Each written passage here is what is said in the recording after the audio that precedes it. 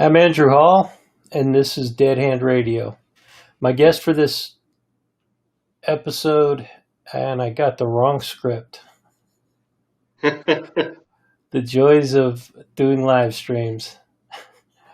Well, anyway, I'm with J.D. Kellner, science fiction author. He's a repeat guest of Dead Hand Radio. Last time we met, we talked about a bunch of different topics, including science fiction. We broached the topic of UFOs and the paranormal. We'll get back into that a little bit more.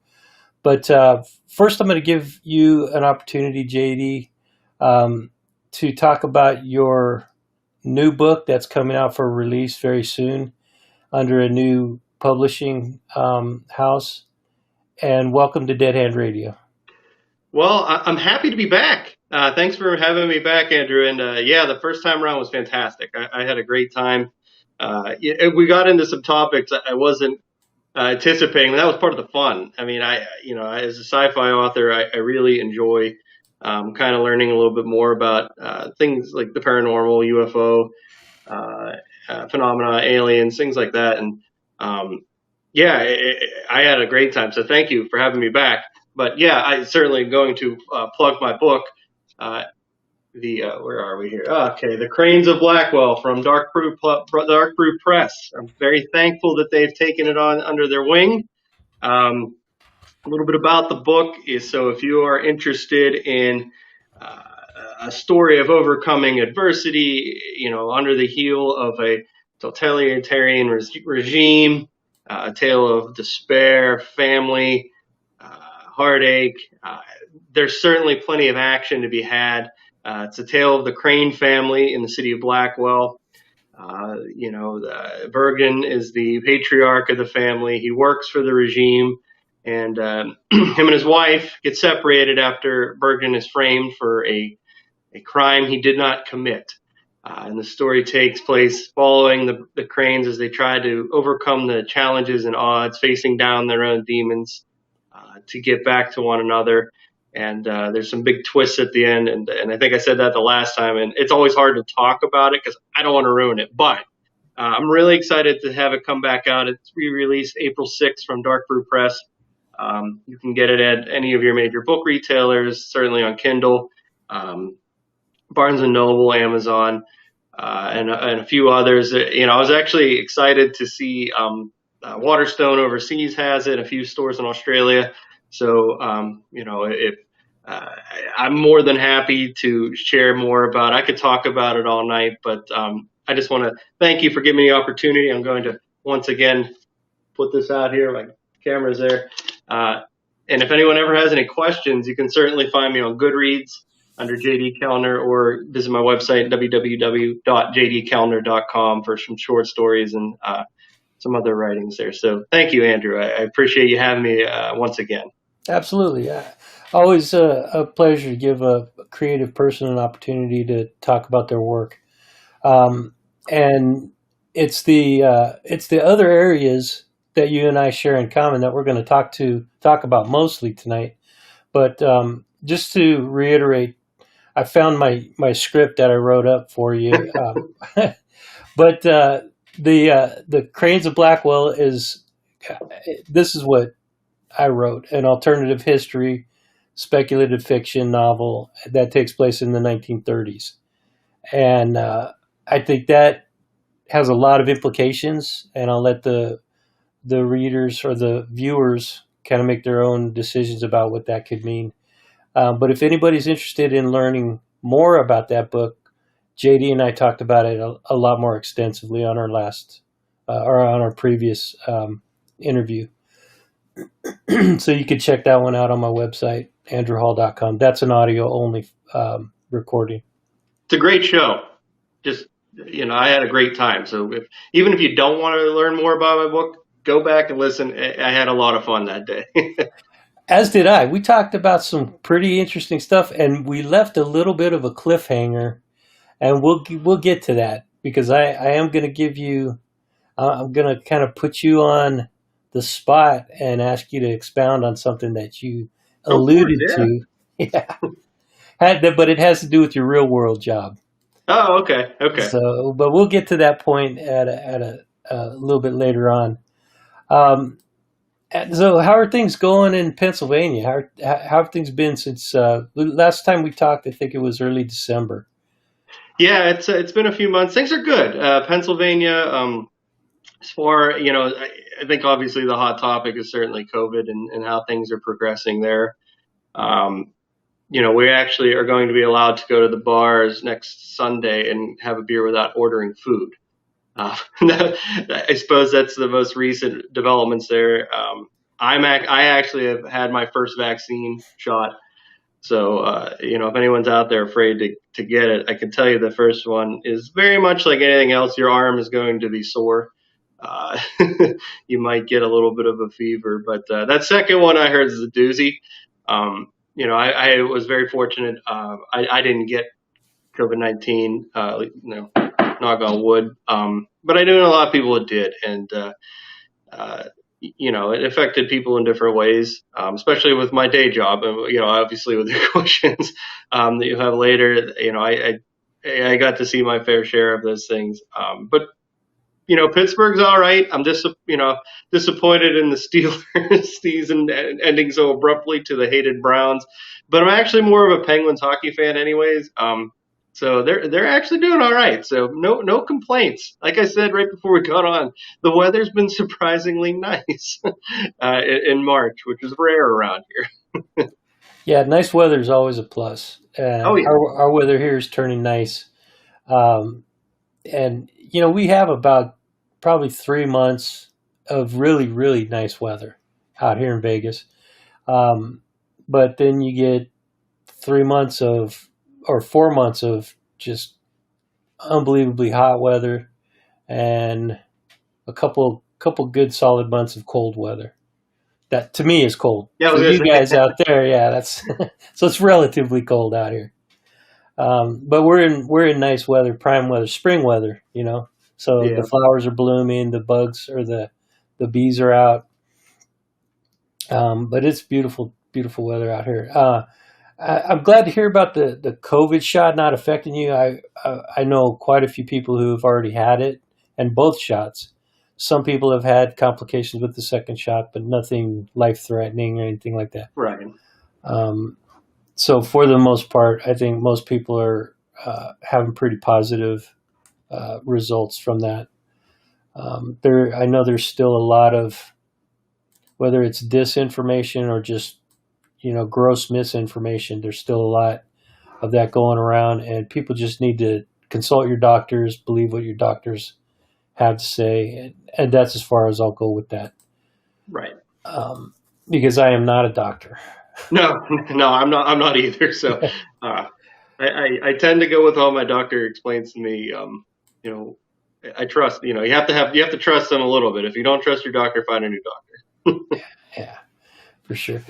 So, yeah, getting back to the book, just real quick. Um, we talked about it being in the 1930s, and if people wanted to listen more about our earlier conversation, but outside of what we talked about in our previous conversation, is there any tidbits that you'd like to leave listeners with that might spark their interest in checking out the book more?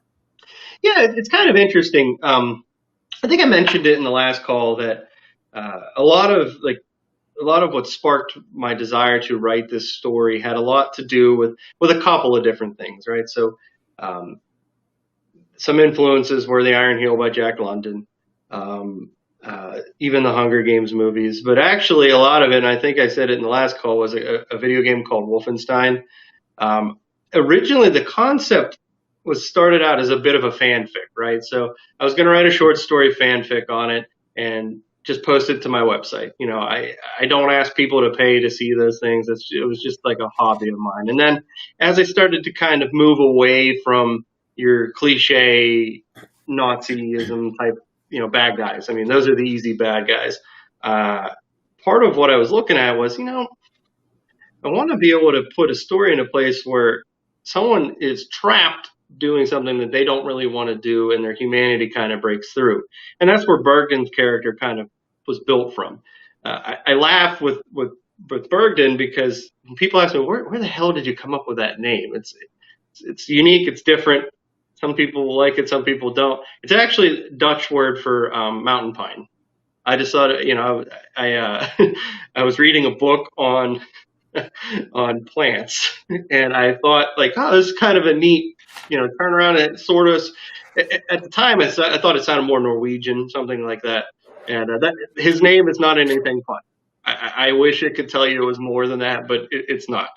Alyssa, the other main character, was really inspired like a few different female characters, and not so much like there's parts of like a Sigourney Weaver in there. There's the Katniss Everdeen's, um, you know, pulling a little bit of their traits and having the people who, especially strong female characters, you want to be able to write them in a way that, hey,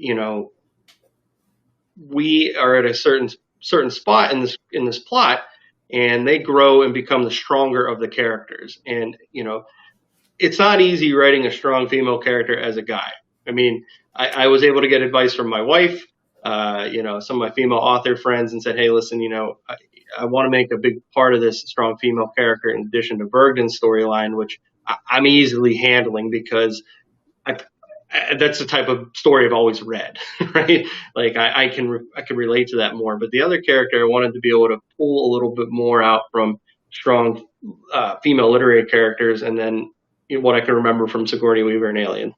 Very cool. Especially early on, because she in that movie she's portrayed as very strong from the beginning, but she has to overcome everything, even her feelings for Dallas later, the subtle feelings, and then be able to be stronger at the end of it. And that's kind of what I was going with Alyssa. And without giving too much away, I think she's the stronger of the two major characters. But that doesn't present itself till much, much later. Right on. So this being 1930s, it's an alternative history. So I'm curious if you tried to fold in any of the Cold War era espionage, spycraft, maybe atomic weapons, if you tried to sneak that into this kind of a novel. Yeah, so like a lot of what I was trying to do was think of like East Berlin, right? Blackwell is very much like East Berlin. The Blackjacks, which they're kind of a secret police force, they're more related to KGB than they would be to the Gestapo, right?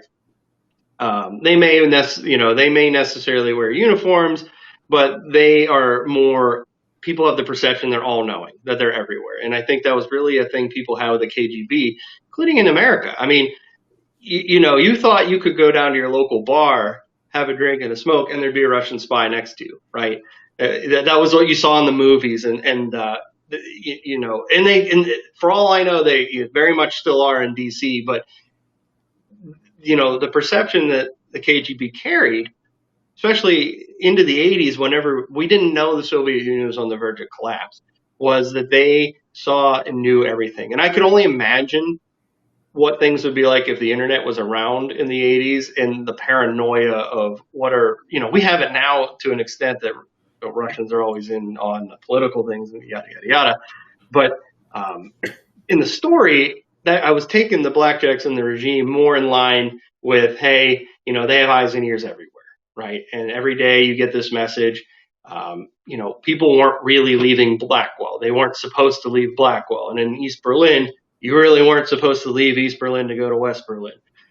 You had to go through checkpoints. You had to have your paperwork. And sometimes it didn't even matter. If like you were a person that wasn't supposed to go somewhere, you weren't going. And Bergden in the story, when he makes his initial escape, it's not without some difficulties and with extra help. And that's, for me, pop culture in the 80s, a lot of the movies having to deal with spies, Cold War era, a lot of the James Bond stuff,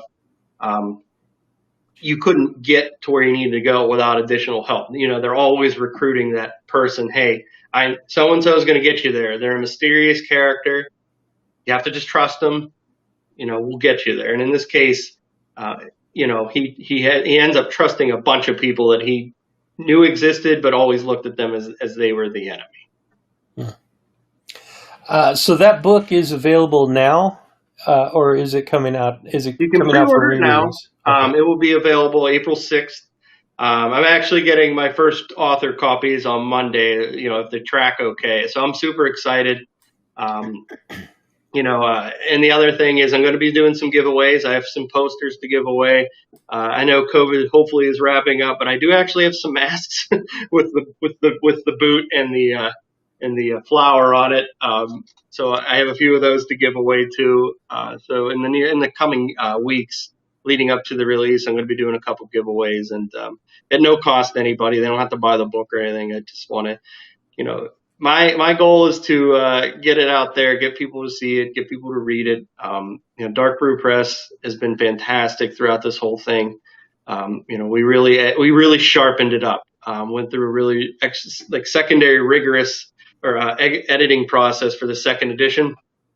I think it's spectacular. I think if you had reservations the first time around for whatever reason, don't. I mean, I'm really excited to get this out there. Are you, as far as promoting the book, do you plan on doing a book tour, anything like that? As soon as I can. I in the Pittsburgh area, it's a little easier because I'm able to go there and see them. And I'm hopefully getting a few things lined up with one of my local half price books, one of my local Barnes and Nobles, and then there's a few mom and pop shops. There's actually one right down the street from me.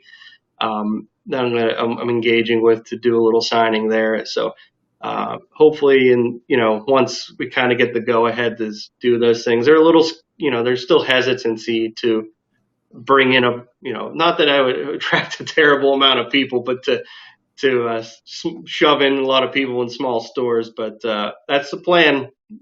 Get it out there and see those smiles as people walk away with it. That's my hope. Well, much success to you on that book release, man. I hope lots of people get it in their hands and enjoy the world that you've created. Thank you. I appreciate that. Absolutely. And you want to mention your next book, or is that still pretty far away before it's ready to come out? It's still down the pipeline. I was adding a different element to it. So there's two things that are going to come out. One is actually a short story collection. That's just going to be self-published. And then the other one I'm going to push on Dark Brew Press. They don't know it yet, but when I know it, I'm hoping they'll pick it up. But I was actually implementing the concept. I think it's Howling Castle, or I'm not as familiar with certain anime from the 80s, but floating cities. I was going to add a whole component to them. So, your previous interview with Philip Reeve, they're all on tracks. The traction cities in Mortal Engines is sort of the opposite. They're in the air, but it's not completely original. But I think in the way I'm going to put it in the story, that I'm excited to get out there. But a perfectionist. That's the problem. That's my problem.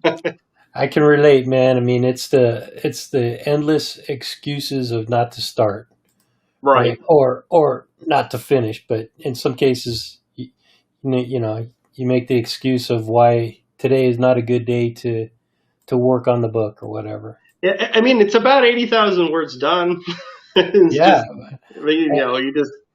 you always think of different things that I really want to add this to this, and how can I do it, and am I doing too much? And then you have to do the beta readers and all those things. So, got some time. Cool. Well, I mean, and the focus should be on the book that's out or coming out. Oh, absolutely. And so I was just curious if you wanted to mention that and kind of prime people for. Oh, no. I mean, there's going to be more updates on jdkellner.com. Not only about my current book, but also anything I'm working on in the future. And then, of course, my Goodreads page, which Goodreads is a pain and pleasure type website as an author. Some people are brutal. Right on. Well, for the rest of this interview, I think we're going to focus on the topics that the channel is most well known for. Of course, I'm excited. So that's obviously the Cold War, which any references to the Cold War that come up, I'm more than welcome to throw those in there. UFOs and the paranormal. Last time we talked, um, toward the end of our conversation, you mentioned that your mom is a paranormal investigator, Yes. and and you have chosen to not follow in her footsteps as far as that is concerned. Is that still the case? Yeah, I haven't. I like horror stories. I like ghost movies. I have not stepped into the realm of actually going to. There's quite a few former mental institutions, asylums around here that are very heavy in the paranormal activity. The only place I think I would go and be okay to try is Gettysburg. There's always a lot around there. I've been to Gettysburg quite a few times. It's a few hours from my house. The only real experience I ever had was when I was a kid, and we were listening to a ghost story in one of the many old houses in the area. And the I cannot for the life of me remember her name, but she was telling us a story about the previous owner of the home. And whenever the battle started, a cannonball went through the wall, ended up killing the owner. And as she was explaining this story, everything fell off the shelf. That's freaky. Yeah, it was very freaky because when we went in, weather was fine, everything was fine. When we came out, there was torrential downpours, there was a tornado warning in the area, and at the time, you're like, oh, that had to have been why, but we were in a basement. Yeah. you know, that all that stuff's not coming off the shelf for any particular reason other than I do believe in the paranormal. I just haven't mustered up the courage, I suppose, to go out there and sit in complete darkness with my e-meters and listen and my recorders and listening for EVPs and things like that. Just can't do it, not yet. Yeah, I don't know that I would, relish in that kind of an environment either. Um, Actually, though, I'm talking with a guest tomorrow night or Monday night who is a ghost hunter, and I find the experiences that people have while they're ghost hunting are just absolutely fascinating. I love to hear the stories of people that are out ghost hunting and what they experience during those ghost hunts. Yeah, I mean, there's a lot more, at least from my mother's experiences and her friends that are in the paranormal hunting. I don't know, it's not really an industry, but Yeah, field. Um, there's a lot more stories of things that occur than not. It doesn't seem like it happens where you just go sit in darkness for hours on end and get absolutely nothing. I'm sure it does happen, but you always get some inkling of something, And I don't know if it's because there's not the connection between the two planes isn't necessarily as strong in those areas, or maybe it's not as something as obviously a lot of these things are tied to traumatic events. There's a house in a town near us that they did a paranormal hunt at, and it was a father who ended up killing his entire family. Well, no one moves into this place because they claim to hear screaming and get out every night. um, I haven't. She has not gone there because she doesn't really enjoy those types of. It's one thing to hear people's stories about what happened. But tales of agony and woe are not something that I know my mother enjoys, and I certainly don't. So it's not. That's why I wouldn't venture into that house. But it's still standing. No one's bulldozed it. It just people don't really live in it. does your mom have psychic sensitivity? There's a lot of people who do ghost hunting No, too. no, she doesn't. But I believe there are certain people that have different touches of that. I don't think I personally met them, or they've never said anything to me about it. But I find it hard to believe with all the things that occur in our universe and our world that there isn't something out there where people have an extra touch that of something. But Absolutely. again, I haven't met any of those people. Well, I can't say that I've met people firsthand or in person, face to face, that have had those experiences, but I have met a bunch of people on the podcast who have had those or do have those sensitivities, and it is so interesting to hear what they have to say about it. I mean, if you've listened to the podcast, you've heard some of those experiences. But yeah, there are some pretty scary, Oh, yeah. pretty scary things that people run into when they're doing that paranormal investigation stuff. Um, but I'm gonna change gears a little bit and go jump over to the UFO topic because we had talked about that briefly last time. You said it's something that's been of interest to you, Oh, yeah. something you've researched and looked into more from a science fiction perspective. But you also don't have any trouble believing that there's things in our sky right now that we can't explain. Is that true? Yeah, I find it very fascinating, and there's just so much video out there, even stuff that's already available. I think we're a lot of people anxiously awaiting the Pentagon's report that's supposed to come out by I think June 1st. But there's a lot out there that whenever you listen to, especially fighter pilots or military pilots, be confused about what they're looking at. And those are people that have seen it all, right? They fly every single day. They see things. They get to experience things that no one else does, and they look at some of the things that occur in their video and say they don't know what it is, right? I just find it really difficult to believe that can happen so often that there isn't something out there that is unexplained, right? Or it's explained and no one's told us about it. And I think the one thing that always pops into my mind, and I think every UFO enthusiast talks about it at some point, is obviously Project Blue Book, right? So I think it came out in the 70s. And I remember watching every History Channel special on it, and even then, the watered down television version of what was released, you still walked away thinking, okay, there's a lot of unexplained things going on here. I want to know more. And I think it's only natural for humans, especially people like me who are into science fiction, to want to kind of grasp the things that they don't understand.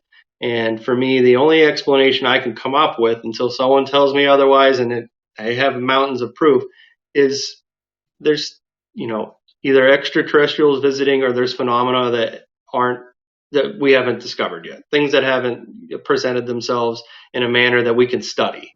When you watch a lot of those videos, I mean, the physics is insane on a lot of the things that buzz by our aircraft, and just because we can't do it doesn't mean it can't be done. I mean, I can write a story right now based on those things that manipulate that type of aircraft. So if a writer who has no scientific understanding can come up with that, surely an intelligent form of life could come up with how you would be able to do that. It's also frightening. I think we talked about that a little bit. If a species is that far advanced, do you want them to visit?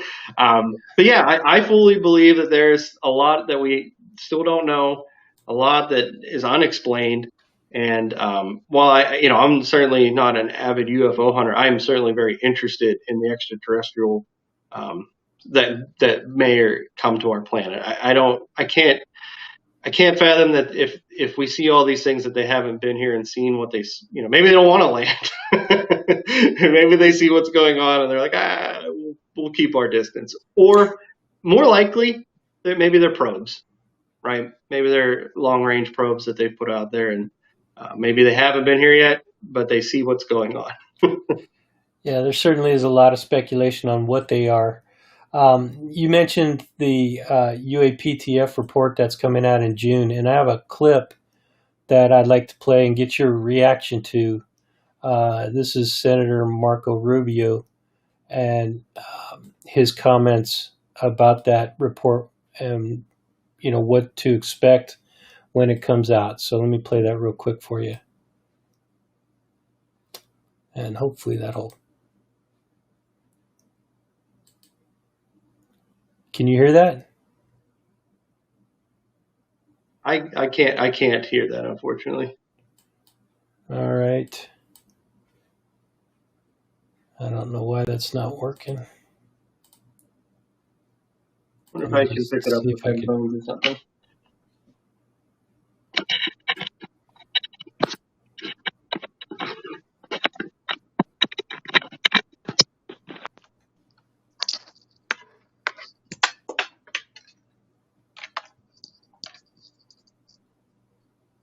Okay, try hit and play on it. Let me see if I can pick it up this way.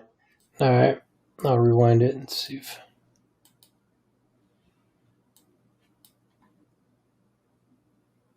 It's a little distant, but I can hear some of it.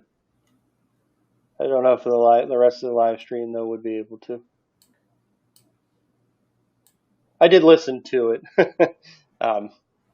Okay. so I could certainly comment on it. But I know for viewers that we would want to. Let's just let it play through and Sure. for the Like I audience. said, I can hear it in the distance. I'm not sure what's going on with it, but that's okay.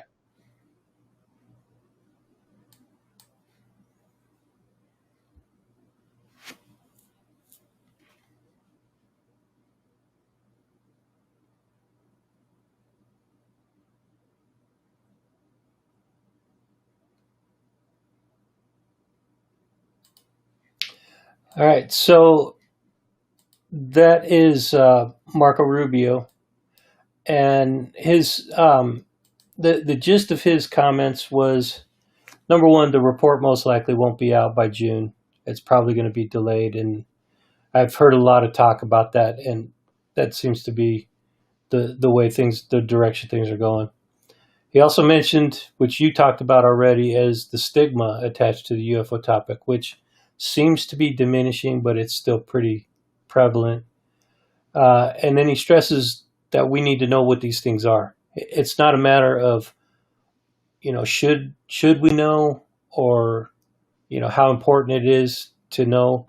He feels strongly that we need to know what these are. And then in a later clip that I didn't capture, he goes on to talk about the UFO incursions into our military airspace, which continues and is ongoing and is a real serious hazard and concern for the military. So, what are your thoughts on those 4 or 5 points that Marco Rubio made just in that clip? So what's interesting is, Marco Rubio has been, I believe, the chairman of the House Intelligence Committee for quite some time, right? So I think his words carry a lot of weight, no matter how you believe about his domestic politics.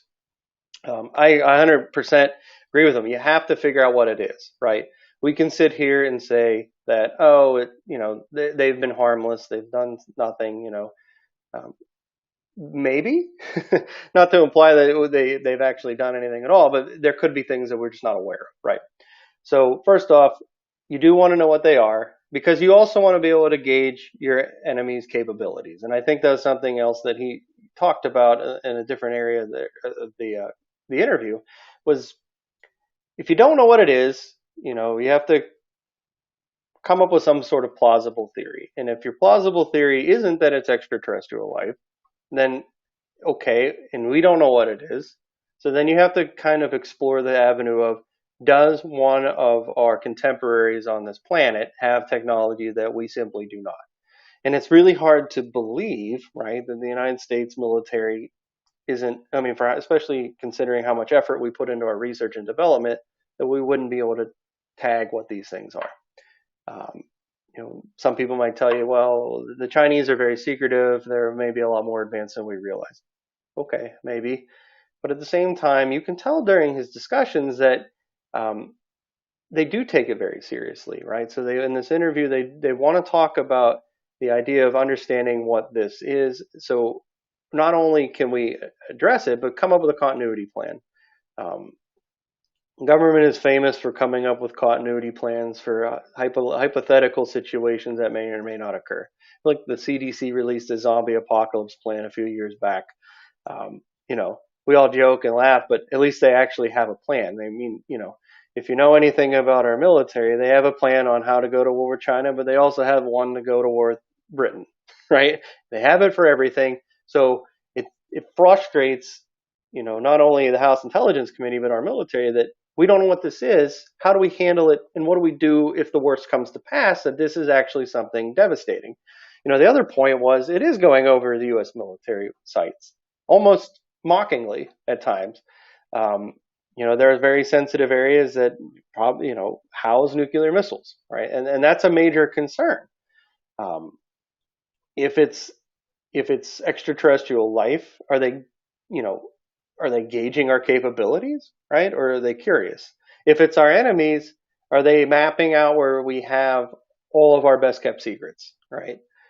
Everyone talks about Area 51, but there's tons of other places that I'm sure you and I don't know about that are out there that house very important things. When I think of extraterrestrial life, I'm going to pull the science fiction thing here. The Andromeda strain, the book talking about a biological or a virus coming from outer space and the impact that it had. Um, it's not so dissimilar here, right? We needed to study what would occur if a virus arrived from space, something that's unlike anything else we've seen on Earth. Like, how do you handle that? The same idea. So if these sightings end up being something hostile, it's clearly something we've never encountered, right? We may have some vague idea, like the virus in the Andromeda strain, but you have to come up with something brand new. And I think, with Rubio's comments, at least it's giving the perception that they're taking it seriously, and I think they should. I think um, if you don't address something that you think's highly improbable, the worst will come to pass, right? And I think the best example of that is 9/11. The worst possible thing that could come out of an airline crash occurred, and if you read the commission report, if you talk to anybody in the intelligence community, it wasn't laughed off, but they kind of brushed it aside as being no, no, no. If they're gonna take down a building, they're gonna repeat what they did in 1993, try to take a bomb to the base of it. Nobody put that out there. So in a weird way, you circle back to extraterrestrial life, and if you don't figure out what this is, how can you possibly put together a comprehensive plan to address it? So hopefully they will take it seriously. I agree with you. I don't have any hopes that this report's going to come out June 1st. I don't have any hopes that it's actually going to contain anything that either someone who is an avid UFO specialist already know. They probably already know, right? I don't think it's going to be really surprising that they declassify anything that's going to be world shattering, right? I'm curious. It's exciting. It's kind of like it's the anticipation of, well, maybe I'll be wrong, and maybe there'll be something neat in there, and advance the cause of understanding what UFOs are and if there is extraterrestrial life. But I'm not holding my breath. I mean, I don't think a lot of people are. Yeah, I am with you on that. At one point, I was a little bit optimistic about it, but then after Marco Rubio came out and said that, and then there's been a couple of other people that have alluded to a delay, a postponement.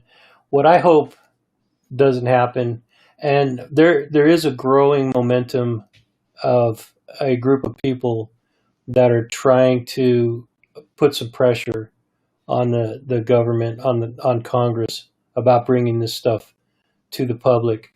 And I'll mention that real quick, but the idea that this thing gets kicked down the road 6 months, 3 months, 6 months, whatever, and then the second deadline comes up and they need more time, and they need to cut the budget because they're not able to do, and then just it starts getting watered down, and by the time we get a report, there's almost nothing to it. Uh, Yeah, yeah, and I think so that go ahead. oh, I was just going to mention, I think the declassification process, while time consuming, every time it passes through hands to redact information, something gets redacted. I mean, that's just the way that works. And um, I agree with you. I think, by the time it gets in the public's hands, it'll be extremely watered down, and um, the History Channel will do specials on it, and it's kind of like watching if you watch the Bigfoot hunter shows on TV.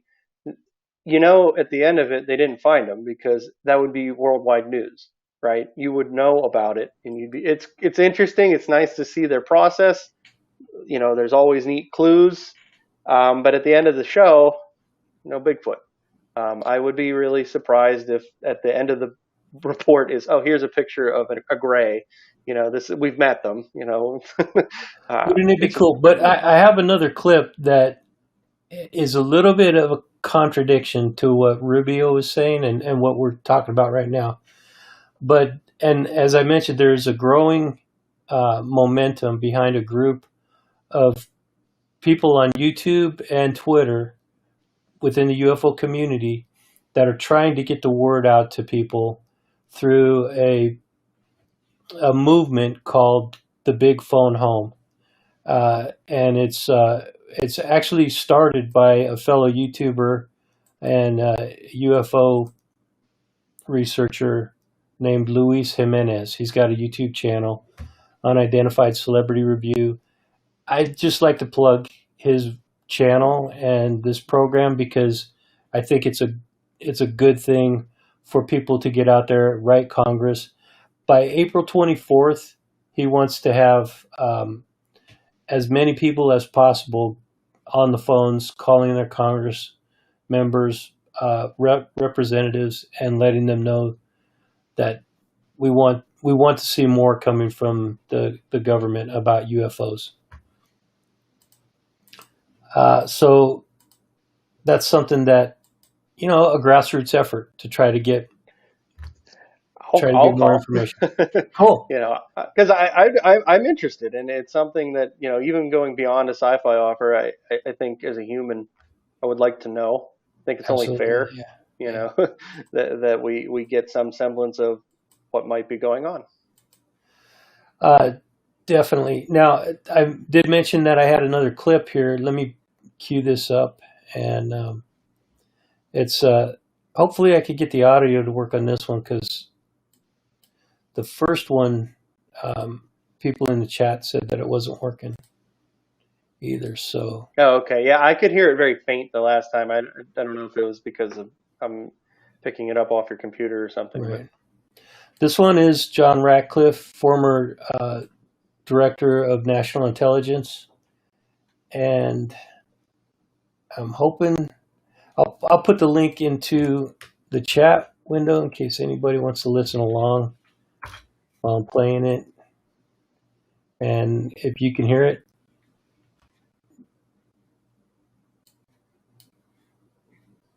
I can't hear it this time. nothing? Okay.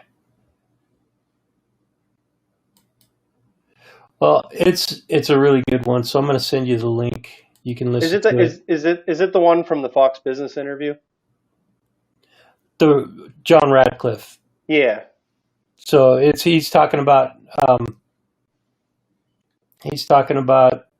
that there's been a lot more sightings than what's been made public. Yeah, I think you sent it to me, and I did get a chance to listen. So Okay. Yeah, I don't know why it's not playing on the channel, but the key points to his comments were that there are a lot more sightings than what's been made public, that the movements that these objects are making are hard to replicate, and they're exceeding the speed of sound without a sonic boom. That one is kind of a little bit of an eye opener for a lot of people. That's really the first time any government official has acknowledged that much information or that level of information about these things. And then he did say that it's sometimes adversaries and they do their due diligence to try to figure out what these things are, but in some cases they believe that it's not our adversaries and they don't know what it is. So what are your thoughts on what Mr. Ratcliffe had to say about that? well, it's interesting because obviously there is a great set of information that hasn't been released from the government. I think that's pretty obvious. There's a lot of sightings that probably have to undergo some additional scrubbing or analysis, however you want to put it, before it ever gets to a desk where someone can analyze it and determine exactly what it is. So I imagine there's a great wealth of video out there that hasn't even been seen by an analyst. The other thing is the general public, you would think even in today's cell phone ridden world, you would be able to see everything that there was. I believe that there's probably a great deal of sightings that occur that aren't recorded in any capacity, and probably some that are really strange, indescribable to people, and either they don't know who to tell, or they walk it off and say, maybe I had too much to drink tonight. But if you take that in totality, all the potential sightings that are out there, you're talking potentially thousands of undocumented sightings. Right. And for the military, especially someone at John's level, to say, hey, we have a lot here that hasn't made it to you yet. And it's exciting, but it's also a little bit, okay, well, when's it going to get here? We deserve to see it. You can't just come out and, from someone at that high of level and say, oh, by the way, we have all this stuff. You should see the physics on these things. It's crazy. This moves at the speed of sound without the sonic boom, which, as you said, it's an eye opener. It's also very alarming. That's like, as a sci-fi writer, you sit there and go, I don't even know how I would write that. Right? How do I write something that, it's indescribable? Like, how do you describe the breaking of the sound barrier without a sonic boom, other than saying, when the ship moved greater in sound without a sonic boom? Well, as a reader, I'm going to be like, well, that's not possible, because there's always a sonic boom. I've seen the jets. I go to air shows. But what I want to see are more of those videos that display that, because I think that'd be the wildest thing, because in a lot of the UFO videos that we get to see, it's a lot of start and stop of the objects, right? It's very, their movements are either extremely fluid because they're so fast, or they look rigid because they're so fast. And the way I would look at something that's moving without a sonic boom, you would think it's going from here to here, like on the video. And we've seen those in different released film. What's this? How do I know it's not one of those situations where there's no sonic boom? So I want to see that video. You can't come on national TV, say that, and just walk away. That's like, what's the old adage? Like, you cut a fart in an elevator before you walk out. You just can't do that. Like, it's uncouth. It's, that just stinks. Unfortunately, Ratcliffe is no longer with the government, so he doesn't have much of a say. No, I know. That comes out, but it's still interesting to hear, because he did hold that position for 9 or 10 months under the last administration, and so I'm sure I can't imagine that he didn't have access to the information and the things that he's saying. I mean, it's got to be firsthand knowledge. So unless he was given some talking points and said, go on national news and talk about these things, but who would do that, and why would it benefit whoever's putting him up to that? Yeah, I would think you would want to downplay it if that was the case, right? I mean, you don't need, we live in a world that's very riled up as it is. If he downplayed it, I wouldn't believe him. I think people who are interested in it and even remotely wouldn't believe him. But, like you said, he has to have firsthand knowledge of it. He could say what he could say. I mean, naturally, no matter if you're still in the Pentagon or not, you're still held to that same secret clearance level long until you're in the ground. Some people feel like he even come pretty close to stepping over the line with some of the things he said. Yeah, I mean, he might have. I mean, I have friends in the intelligence community, and I don't even ask them how their job is anymore. That's true. Your degree was in the intelligence right study, and that's something that we'll get into a little bit that's what the cliffhanger he left me on our from our last meeting. We'll jump over to that. Um, any thoughts on what Ratcliffe or Rubio had to say recently in the news? Like I said, I think a big thing about both their statements are they're coming from people of position within either former or current position within a government that they didn't have a necessary reason to come out and say anything more than they did. Right? It's easy for them to come out and say, "Oh no, there's nothing." I mean, we live in a society right now that's very prone to half the people believing what someone says and the other half not. So, what would behoove someone to come out and say something that may be considered a little controversial if there wasn't some grain of truth? So, I'm going to hold on to that grain of truth, and I'm only going to hope that the powers that be um, begin to feed us a little bit more, and hopefully, people such as yourself are going to be able to pull out more clues out of some of their information that while I'm very interested in UFOs, I don't consider myself a UFO researcher. I really rely on the UFO researchers to kind of dive into these subject matters, a little bit more. And like I said, a lot of stuff that I read comes from those researchers, and I'm excited to hear a little bit more about what they say when that report finally does come out. Yeah, absolutely. Just got a comment from the audience. Shawnee 002 says, assuming UFOs are bolts craft using aerodynamics and not letting classical Newtonian physics. Um, well, that must have been in response to something that you or I were talking about.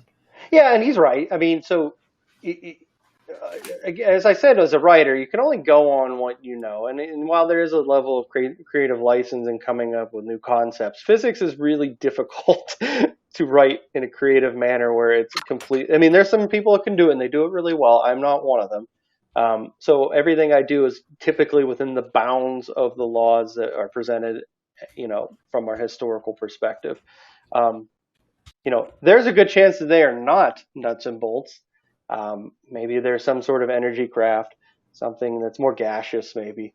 Um, Really, I suppose it would matter how they traveled through space and time to get here. I mean, again, we're getting into a physics lesson that I can't give. But he's right. If it's classical, boy, that you'd think they'd be torn apart by the movements that they make. So there's a good chance that they would be considered something else. Or if you like science fiction, perhaps they have a force field of some nature around the nuts and bolts craft that permits them to move. Futurama. I don't know if I'm gonna use Futurama reference here for a second. Dr. Why Farnsworth wouldn't talks you, about science fiction author? Dr. Farnsworth, his ship. It's a hilarious mode, like a vessel that they use.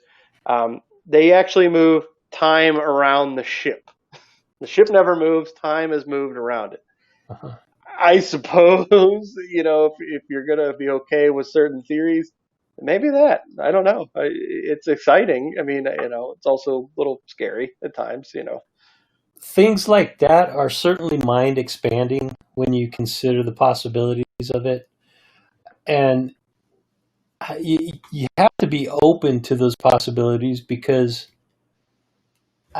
there are no explanations how those objects or whatever they are even got here to begin with.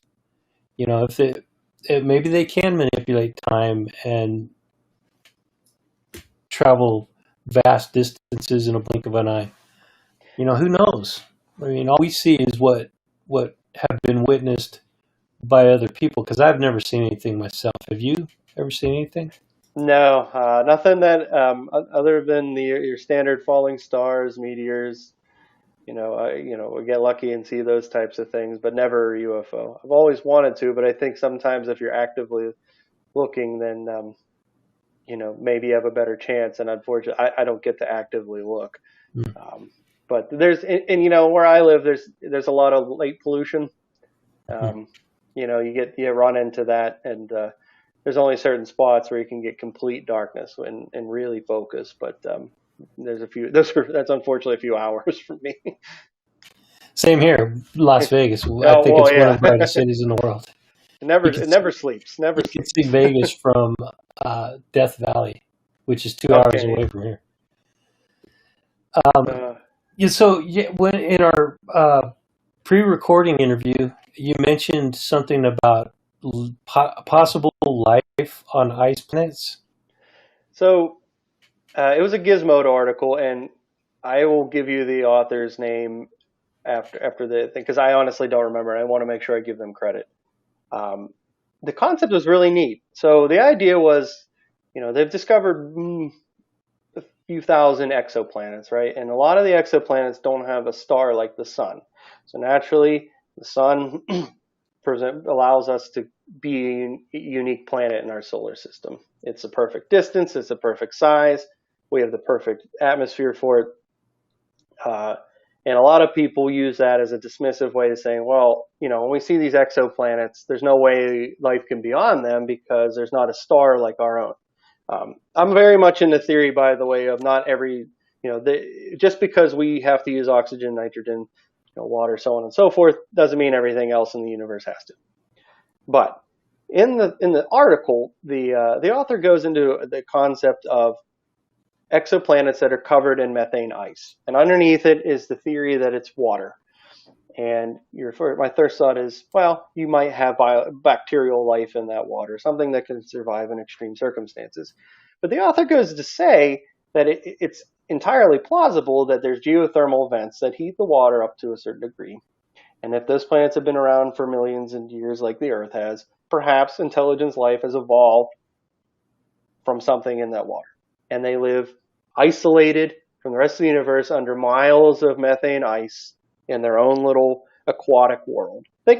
He didn't call them mermaids because that's obviously a mythological concept that we have, but maybe something could have evolved from some sort of microorganism in those ice planets based on that geothermal vents, which would provide them the heat necessary. I thought it was a cool theory. And sound? Maybe. I mean, certainly on our own planet, down in those geothermal vents, there's plenty of life, right? Yeah, and they have absolutely. their own, and it's things that, you and I don't get to see until a submarine goes down there to show us, or submarine, But I thought it was a good theory, and I don't see why that couldn't be possible, right? I mean, I'm not a scientist though; I'm an author. So, are we talking about microbial life, or is this potentially like higher life forms? So the author talks about being higher life forms, and the Okay. concept was because they had the same evolutionary time period as Earth. So if you have, 165 million years or 200 million years, most life is presumed to have started at sort of a primordial level, evolved from something small into what we are today. There's no reason to suspect, I guess, that it couldn't occur underwater. Or whatever it is that they're swimming around in. It's a very high level theory, mind you. I mean, it's certainly, as one of the commenters had talked about, was removing classical theory and replacing it with something new.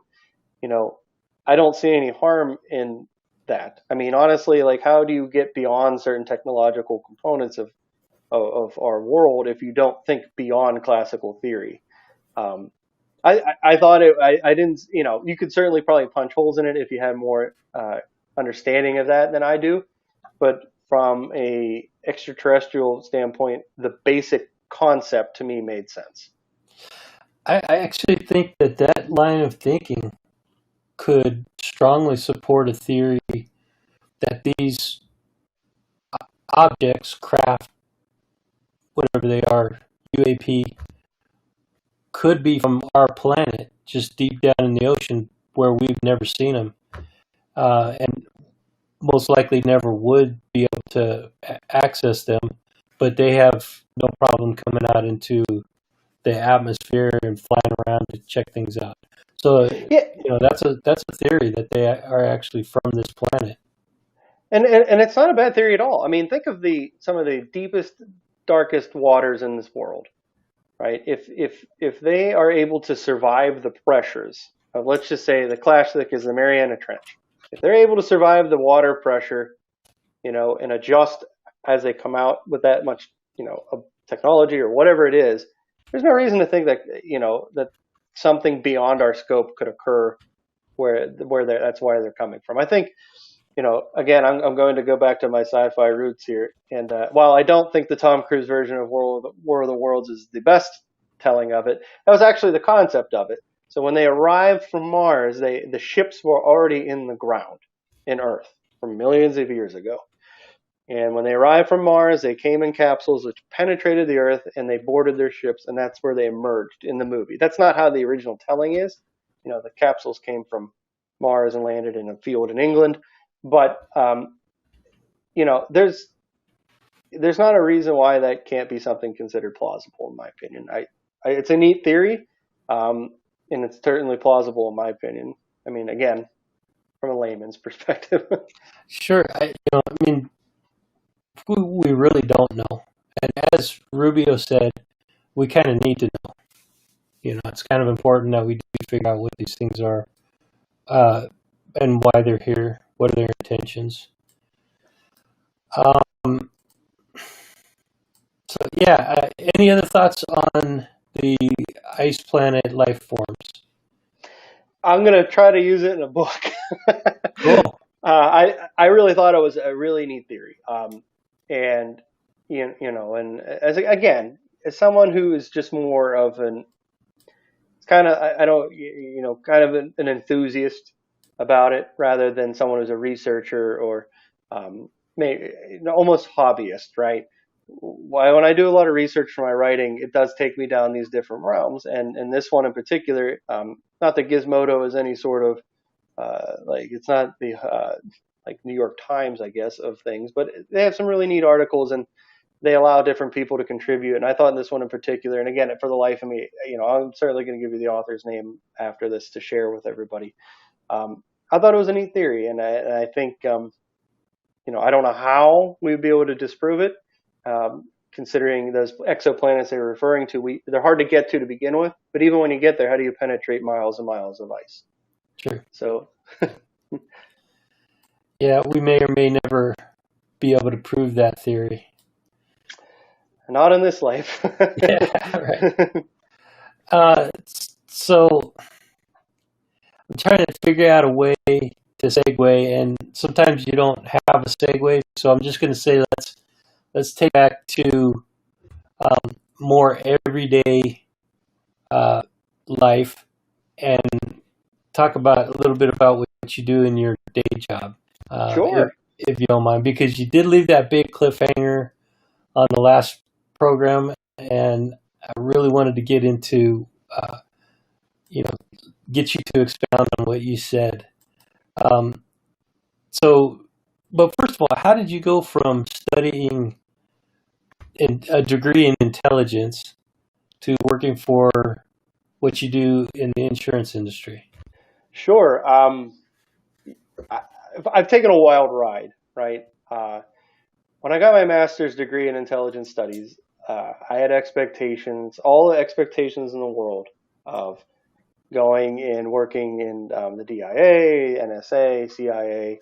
I did interview with a couple of the alphabet soups. But what actually had occurred in 2010 was there's a bit of a budget crunch in the defense industry. And a lot of my colleagues, student co-eds, went and did different summer internships that got them the really basic secret clearance. My summer internship, I worked for a company that monitored, for as much as I can talk about it, I guess, chat rooms to determine if there was going to be any actions taken against my client, whether publicly or cyber attacks, anything like that. But it didn't give me a clearance. Everyone said, you'll be able to get your clearance. Don't worry about it. Well, 2010, no one wanted to pay for that. They only wanted if you already had it. And naturally, with the gigantic amount of student loan debt that I decided to incur on myself, I took a job in financial crimes investigations.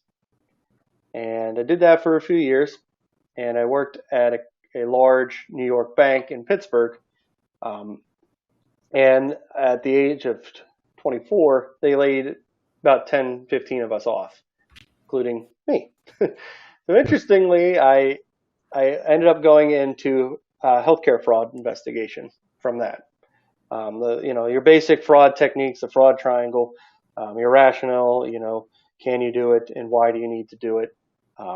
That was all that carries over into different industries to a certain extent. And I ended up getting into healthcare compliance investigations. And it sounds really mundane on the surface, but the things that people try to do and the things that I've seen are quite alarming. Not just and your initial thought as well, and insurance fraud, it's just people that are faking injuries, things like that. And no, I had a provider, physician in one of my old cases that I don't know if I mentioned in the last call or not.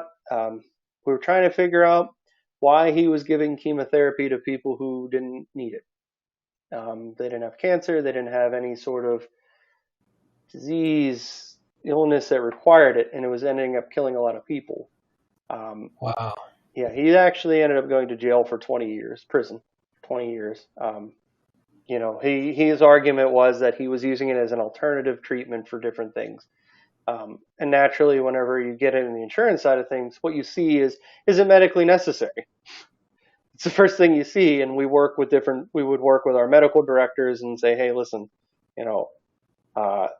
if you look at his track record here in our system, this person, they call it cease to breathe, cease to breathe, cease to breathe, cease to breathe. I had another case that it was a dermatology group, and we started getting phone calls from patients saying, hey, I'm getting bills for services that I had done years ago. I don't know why I'm getting this bill again. There was a call from a woman that she got billed for a penis biopsy. A woman, and naturally it's like, okay, well that didn't happen.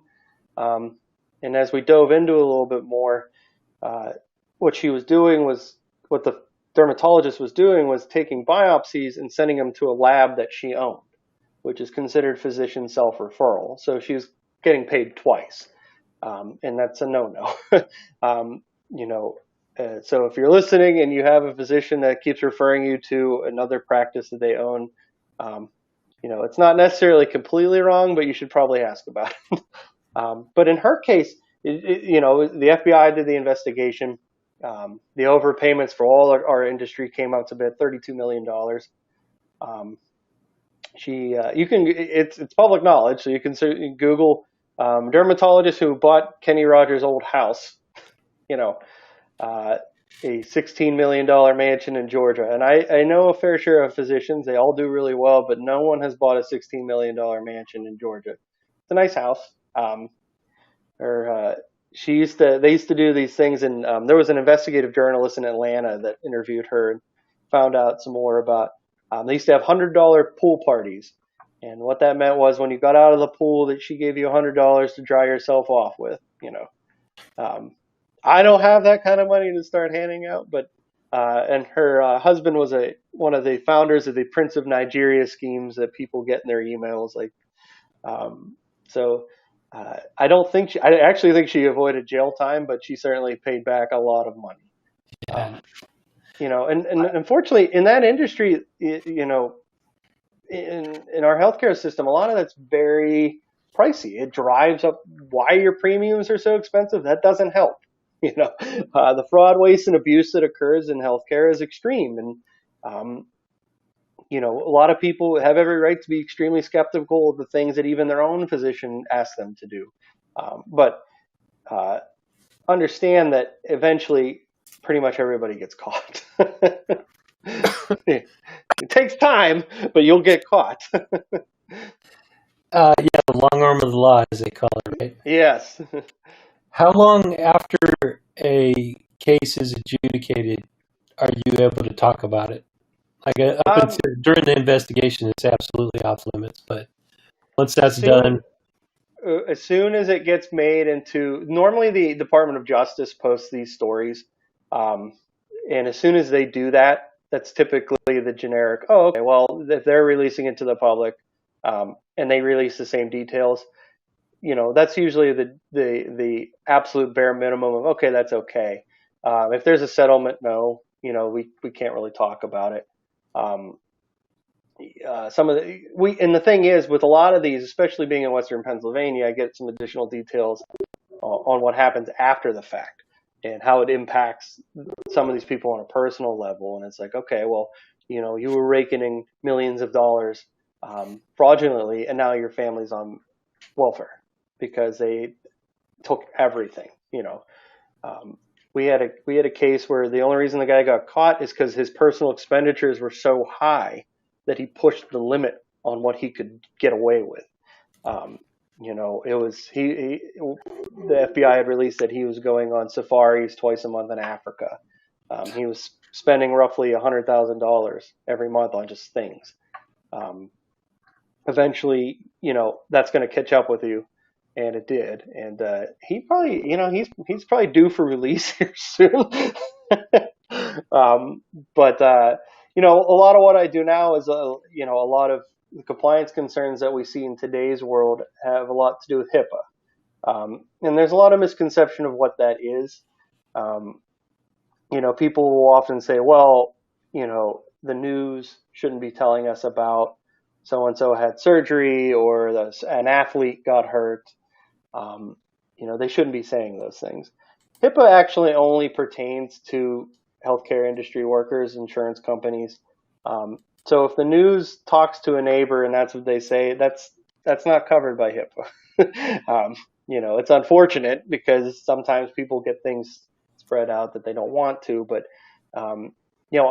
as with anything, privacy is very important, but some people can't help themselves. And I suppose I should be thankful because I might not have a job if people could help themselves from doing the wrong thing all the time. Question. Question sure. about that. Is there any difference in the law when it comes to private citizens versus public officials?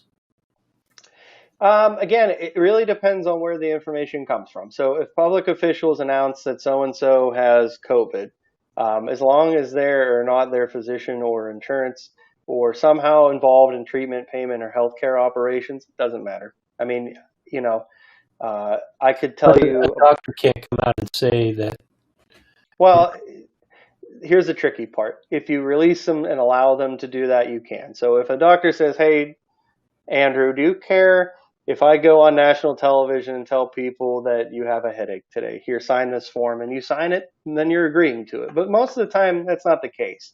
And I've been I've had clients that are hospitals where we've had to kind of discipline the entire ER staff. When we had a celebrity come into the emergency room, only a select amount of people are supposed to have any business need to see that. Well, their curiosity got the best of them. Well, what are they in here for? Oh, I can't believe they're in here for that. And then they tell somebody else, and eventually it gets to compliance, and you kind of sit there and you're like, how many times do we have to go over? Doesn't matter who it is. It could be the president or it could be your neighbor. You cannot go in there without a business need. So is your job through the state, or do you work for a company? I work for a consulting firm. Oh, okay. Yeah. I don't know. We sign those things that say I have to go through and say their name before I do stuff. So you'll forgive me if no, I'm not. I was just curious if you were considered a state, federal, or private employee. No, I'm a private employee. I'm also a certified fraud examiner, and I'm certified in healthcare compliance. And it's been my world, and it wasn't always supposed to be that way. But I enjoy what I do, and I like talking about it. So, well, there's a couple people in my family that are in insurance, and I'm sure they'll find this part of the conversation interesting. You learn something all the time. And every state has their own laws, and California's are they're very strict, they're very difficult, and then things like Arkansas aren't. It just depends on what matters and what kind of information you can release. So like when we do an investigation in California, we have a timeline. As soon as we discover that something occurred, we have to have it done within a certain amount of days. And if we don't, we have to explain to the state why we didn't get it done in a certain amount of days. Other states don't care. It's really all over the board. But you have to know them. I mean, you have to research it and know. Right. Shoot. And do you ever run into issues that have to do with the assisted living communities? Yeah, we do. We do. We not as much in my current role, but in some of the jobs I've had before, um, there's a lot of problems there. So there's a lot of geriatric elder abuse is the phrase that they use, and um, a lot of times their insurance gets billed without their knowledge because unfortunately, a lot of people don't have the whereabouts that things are really happening, right? So we all heard stories about kind of people who are planted in nursing homes that just kind of sit in a wheelchair all day. And there are people that bill services for them that have never occurred. And their explanation of benefits goes back to the nursing home because they're the only person that, is permitted to get that. There's no executor or power of attorney or things like that. With all the COVID concerns, I think it's kind of one of the things you might have been looking for is, in the state of Pennsylvania, I know we've had our own kind of scandals around that. From my understanding, some of the people close around our governor had taken out their family members out of the nursing homes before COVID really hit the state, anticipating that they would be hit very hard. And they were. A lot of people caught it and unfortunately lost their lives in our area, in those assisted living areas. But a lot of the assisted living fraud that we see, it would be more along the lines with if they're hourly nurses. We see a lot of that where they say they're there for 3 hours, but really showed up for 10 minutes to make sure that they were breathing and then left and then billed it at the end of the month as if they were there. What happens is for a lot of those people who are on Medicaid or Medicare, if you fraudulently bill those and you get caught, you're going to be put on something called the Office of the Inspector General exclusion list, and companies run your name and your social security number against that. And if you're on it, you're not working there. Basically, once you're on that list, you can only provide services to people with commercial insurance. So if you have a government insurance, nope. You're on there, and if you did the worse you did, the longer you're going to be on that list. The gentleman I mentioned earlier that was killing people with chemo, he'll never see his doctor's license again, and he'll never ever get off that list. If he ever gets out of prison, he's going to have to find a new job. Good. Doing what I don't know, but it won't, hopefully nowhere around people. I love telling the war stories because people don't seem to, there's a lot of times people are like, my God, that kind of stuff happens. And I'm going to hit you with one that it took me forever to figure out what was going on, but we were getting a lot of calls from people and I couldn't understand what they were saying on the phone. They sounded like they were mushmouth, or they were chewing on cotton. And eventually I got a woman that was crying on the phone, and I was, naturally we get these things, and it's like, what's wrong? She was upset because she couldn't eat cheeseburgers anymore. Like, well, why can't you eat cheeseburgers? Dentist pulled all her teeth out. And I was like, why were you, were that bad? No, you look at her medical records. No, they weren't that bad. What his scheme was every person on Medicaid, he'd pull all their teeth out and then give them ill-fitting dentures. He'd charge them for the dentures, charge Medicaid for the dentures. They wouldn't fit right, so they'd have to come back, get charged a refitting fee, and then you have to pay for a brand new set of dentures. So he was really triple hitting Medicaid. And these people were in their 30s that were getting all their teeth yanked out. That's insane, man. Yeah. How many people did he do that to? 30, 35, 40 people. Yeah. See, the thing that I don't get, man, and especially in the medical industry, those people make, Mm-hmm. if they do their work diligently, they could live a comfortable lifestyle their whole life, work for 20 years, and then retire and have a decent living out even after they retire. I don't understand why they have to get greedy. Um, let's do it. So, It's so insane for how these people cheat the system for an extra buck. Exactly. hmm Well, and you know what? And for fraud, there's a level of something called, there's a fraud triangle I mentioned earlier. So if you have pressure on your life, and some people they have a gambling addiction, a divorce, or whatever, and then opportunity arises to commit fraud, and they can rationalize it to themselves, they'll do it. Yeah. When all three of those things hit, they'll do it. Unfortunately, for a lot of these, I don't know what their personal circumstances that led to that. Well, I can't see that last comment. What was it? Oh, it was wow, adventures at 30. Yeah, That's yeah, crazy. yeah. I mean, and I don't have perfect teeth, but I can't. If my advice to people is, if you're sitting in your dentist chair and he's like, "Listen, I'm going to yank all your teeth out," you better come up with a good reason to be able to pull out all my teeth. But unfortunately, it happens, and these again. Like you said, a lot of people can make a comfortable living in the healthcare field, but if they can somehow rationalize it to themselves, and they have a need for it, and that opportunity shows up, a good person won't do it. A desperate person, or a bad person, or someone who, for whatever reason, enjoys the pain of others, they'll do it. And I suppose I hope if I was out of a job because of it, I'd be really happy. That's fine with me. If no one else had to get money stolen from them or suffer or anything like that, I can always do something else, right? I can always write and sell books. Right, there you go. There you um, go. yeah, I could go on, and I don't want to hijack your show with fraud stories, but Oh, yeah, not at all. It's interesting stuff because, like I said, some of my family is in insurance and the healthcare industry. There's a lot of people that are, and some of this information doesn't get out enough to enough people.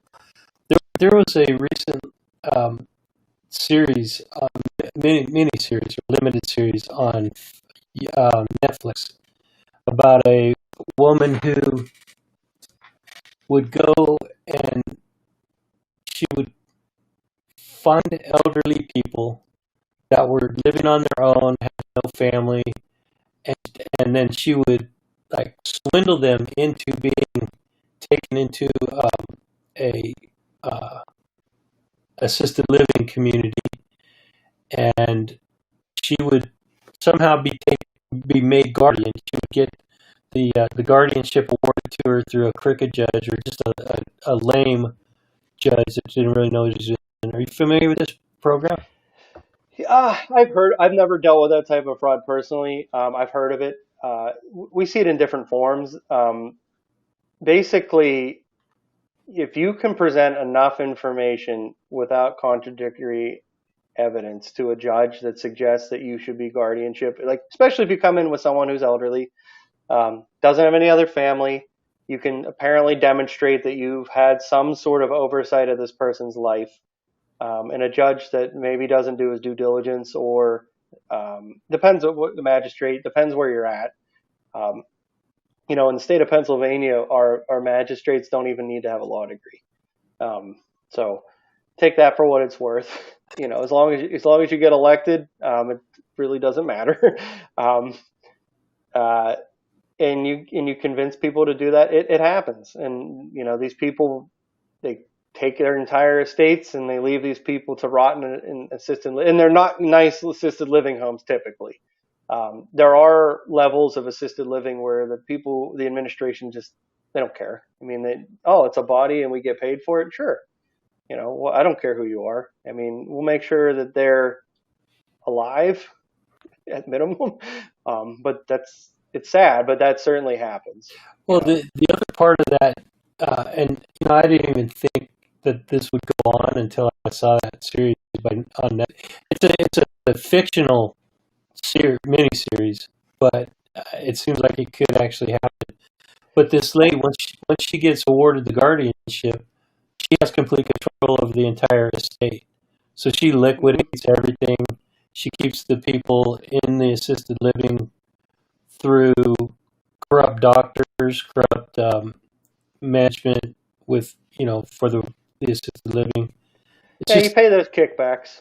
I mean, exactly, yeah. So if you get enough people corrupt in the right places, I could see this becoming something that somebody could do. yeah, and people are creative. I mean, I got to give fraudsters the credit. I mean, boy, they keep figuring out how to game that system. You can stop it someplace, but man, they come up with something real fast. If they put that creative energy to work for good, could think about how much good those Oh people yeah. could. I don't, but so one of the listeners asked, "What's the name of your book?" Go ahead and plug your book again. Oh, of course, yeah. I'm more than happy to plug my book. So, The Cranes of Blackwell, I will give the nice picture here. My camera's a little off-centered. So, The Cranes of Blackwell is available from Dark Brew Press. It is available for pre-order right now. Kindle, Barnes and Noble, Waterstones. There's a few other actually booksellers that I didn't know were they're Canadian based, so it's really neat to see. I'm hopefully going to get it translated someday, and so some countries in Europe can enjoy it too. But yeah, certainly you can pre-order it now. I'm going to put more links on my Twitter feed, which is at author JD Kellner, and through my website jdkellner.com. I do want to plug Dark Brew Press as well, if you're okay with it. They're Definitely. fantastic. Take a look at the website. I know they've got some other great books coming out too.